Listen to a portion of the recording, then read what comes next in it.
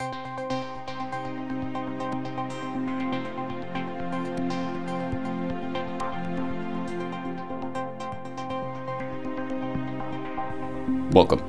This is James Corbett of the Corbett Report with your EyeOpener report for BoilingFrogsPost.com. With the National Defense Authorization Act, the Enemy Expatriation Act, and other startling measures by the US government to crack down on its own population making headlines around the world at the moment, the idea of an American police state is becoming all too familiar a tale. Less examined, however, are the international aspects of this encroaching police state. A high-tech 21st century control grid which adheres to no national boundaries and whose influence is increasingly being felt in countries throughout the so-called free world. Bugged and wiretapped at the behest of the US. Swedish intelligence service, the FRA, has the power to monitor and intercept all internet traffic in the country. And thanks to leaked US State Department cables, we now know the controversial law was adopted after pressure from Washington. And the security services were deliberately kept out of it to reassure Swedes there was no funny business. Next thing you know, there were 4 police jumped right on top of me. One of them put his knee on the top of my left temple and was just sort of like grinding me into the ground with his knee. Had knocked my glasses off, and I was yelling that my glasses were loose. And then the police said, "Well, you're resisting arrest." And he said, "Let go of your arm, or else I'm going to break it." But I said, I can't move. The police officer told me to walk, and I told him I can't. Then he grabbed my left leg here, and he ripped it off. So then he orders me to hop, and I said I can't. And then he said, "You asked for it." So 2 police came and they grabbed me under the shoulders like this, and then they started dragging me backwards to where they all had the police vans parked, and my elbows were digging after a while into the pavement, and I was screaming. I was in a lot of pain. Twice over the past 2 years, the 7:30 report has highlighted surveillance video footage of what appears to be inappropriate use of force by Brisbane police. And Ian Birchley's experience now raises questions about the way in which the Queensland Police Service responds to internal complaints about this very issue. If you dare to speak up, you can expect to get some kind of punishment. Hola chicos. All aboard for the Child Patrol. The long arm of the law has just got a little bit shorter and smaller, with kiddie cops helping to keep the Spanish streets of Cantabria safe. Police in the town of Santonia want their junior reinforcements to set a good example to others, correcting adults' misbehaviour, as this officer explains. Good morning, sir. You mustn't cycle without a helmet. Oops, I left it at home. It's for your safety. And as for wearing a seatbelt behind the wheel, okay, I'm going to put it on right now. DNA profiles of innocent people arrested in England and Wales can now only be held by police for a maximum of 6 years. The government's been forced to compromise after the European Court of Human Rights ruled it unlawful to hold DNA records indefinitely. Opponents say the plans are still too draconian. Just as the tracking, surveillance, pain compliance, and database technology behind this control grid is manufactured and marketed by multinational corporations who profess no loyalty to any nation state, so too is the police state itself nothing more than an idea for the consolidation and leveraging of powers in the hands of a select few at the apex of business, government, and finance. This idea, in turn, can be marketed, adapted, and adopted from nation to nation, and that is the exact process that has been developing for decades now. Earlier this week I had the chance to talk to Andrew Gavin Marshall, a writer and researcher who has been examining the institutional framework for this consolidation of power, about the international nature of the police state itself, and how it has spread around the globe. Well, I think that this fundamentally comes down to technology and the advances made in technology. The difference between the military juntas, whether they're in Latin America or Asia or Africa, and the technological police state that we see developing today, is the access to advanced methods and techniques of control. So the military regimes typically rely upon absolute coercion, police forces, military forces, etc., infiltrators, intelligence operatives, what have you. The difference between that and the modern police state, which is developing, like you said, not only on a national scale in the United States, but a transnational scale, is the access to and development of high technology methods of control. So you see the uses of computer, internet surveillance, CCTV, closed circuit television cameras, intelligence sharing, major government databases on all the information you could possibly imagine, you know, from your purchases at banks, companies, stores, your student records, every website visited, email sent, phone call made, tracking devices in phones, GPS technology. Technology has facilitated a totally new paradigm of police state abilities to emerge and control. Well, I think an interesting aspect of this that you bring up there is that if it is the high technology that is instituting a type of police state by default or de facto, then it's interesting to look at the way that that's internationalized by the multinational corporations behind the institution of the technology. So whether that is the institution of backdoors for cell phones or other portable devices that have been instituted at the legislative level in the U.S., or whether it's something like a DNA database, which is being put together by police forces in the UK and the United States and Australia seemingly simultaneously, whether or not that's a coordinated agenda or whether it's just simply a manifestation of the technology, the point is that it's sort of an international grid that's being created at the same time. Yeah, and it's both. It's a coordinated agenda, and it's also the idea that if you build it, they will come. If the technology exists, it will be used in these purposes, because that's just the natural inclination of states, which are not interested in, you know, welfare or social well-being or public uplift. That's the rhetoric of modern states. The interests of states are in control and domination and expansion. And so long as the technology is developed and exists, it will be steered in these directions, almost just a natural inclination of power structures that exist. And it's not simply the states, but even the institutional power structures within and around society. If you look at the history of foundations in funding science and technology in the United States, you know, you have the Rockefeller Foundation, which funded a lot of the technology in the scientific field, which led to the creation of the atomic bomb. After World War II, their interest in science progressed into technology and other avenues. And of course, these institutions are concerned with power, with control, and with social engineering. So they also steer these developments into directions which benefit power structures instead of liberating people from power structures.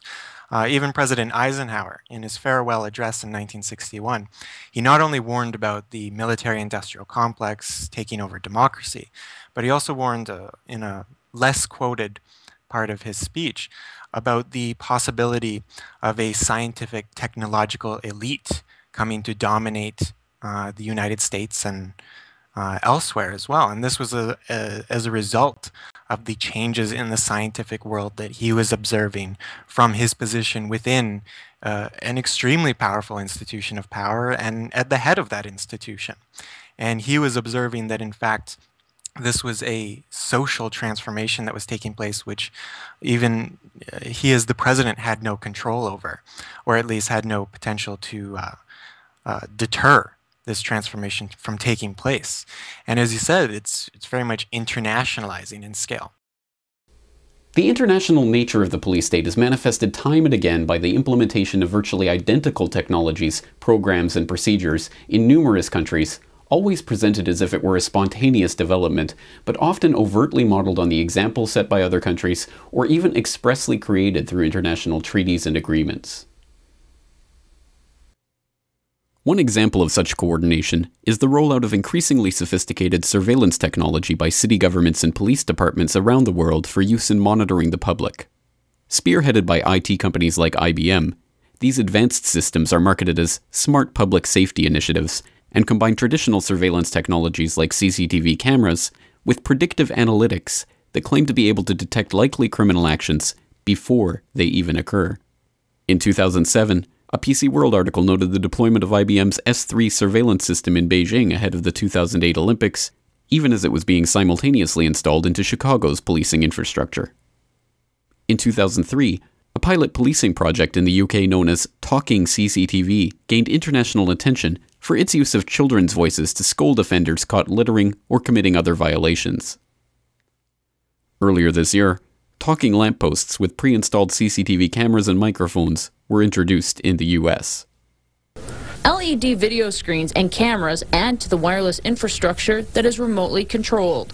It can provide entertainment, save energy, make announcements. This is a security alert.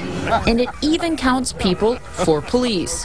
When I come into view of that streetlight, when I look at that camera, the person on the other side sees the white specks and the black marks, sensing that somebody's there. And if they want, they can even take my picture. Another aspect of this international policing agenda is seen in the collection of biometric details, which are increasingly being used, stored, and even shared in international agreements that are seldom reported on in the press. In 2004, the US began the VISIT program to digitally fingerprint and photograph international travelers arriving at major airports. Spurred by industry lobby groups like the International Air Transport Agency, countries around the world have been urged to adopt similar measures. Japan implemented the same program of photographs and fingerprints at its own airports in 2007. In the UK, the BAA has tried on numerous occasions to implement fingerprint scanning of all passengers departing Heathrow, but the plans were struck down by the courts in March of 2008 for violating data protection laws. Meanwhile, a 2009 conference involving Canada, Australia, the US, the UK, and New Zealand agreed that the immigration and border services of all 5 countries would begin sharing their fingerprint databases amongst each other. The European Union already has a coordinated fingerprint database called Eurodac, which the UK joined last year. One of the most startling examples of international coordination on these issues relates to the worldwide implementation of biometric ID cards and passports. A January 2010 article on the subject entitled ID Cards, Intergovernmental Cooperation in Worldwide Implementation exposed how the simultaneous, coordinated, worldwide rollout of biometric ID was being harmonized behind the scenes by international agreement and standardized according to guidelines laid out by the International Civil Aviation Organization. The standard, known as ICAO 9303, defines the file formats and communication calls to be used in photographs, fingerprints, and iris scans to be contained on computer chips embedded directly into the ID itself. In 2010, Nathan Allenby, the author and researcher behind that article, appeared on the Corbett Report to talk about ICAO 9303 and its implications. Well, indeed, this is a very important document because it's actually about the interoperability of ID systems worldwide, that the ID cards are substantially the same and that they can all be used in different countries, that one country is going to be able to recognize and operate the ID card from another country. So if somebody from Sierra Leone turns up in Britain, that they can put that country's ID card in a British ID card reader, and it's going to work, and all the information is going to pop up. And that's actually quite an important aspect, that these systems are interoperable and that they permit data exchange to happen.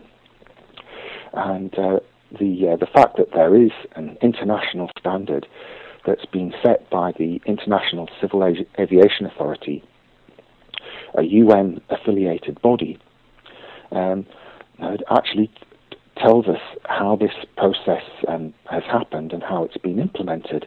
It hasn't happened by accident. It hasn't grown up, just by coincidence that one country's adopted another country's system, that it has actually been coordinated at an international level through international agreements. And if you look at the ID cards themselves, they are very highly standardized. They're standardized by a variety of different standards, There's the ICAO standard, and then of course there are ISO, International Standards Organization standards for all of the materials. But these cards are substantially identical around the world, and that really gives an insight into what we're looking at here. And of course, one thing leads on to another. That if you once you realise that the data on the card is standardised, you realise that the data fields are standardised as well. So the data fields are of a common format. So if you wanted to look at somebody's biometric information, well, there's going to be substantially a common format.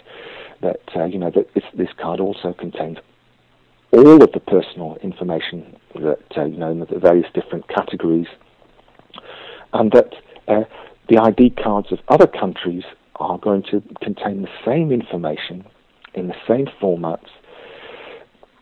And when you realise that all countries in the world are going to have computer systems that are designed to read the same cards, you realise that in fact their data systems have all been standardised as well.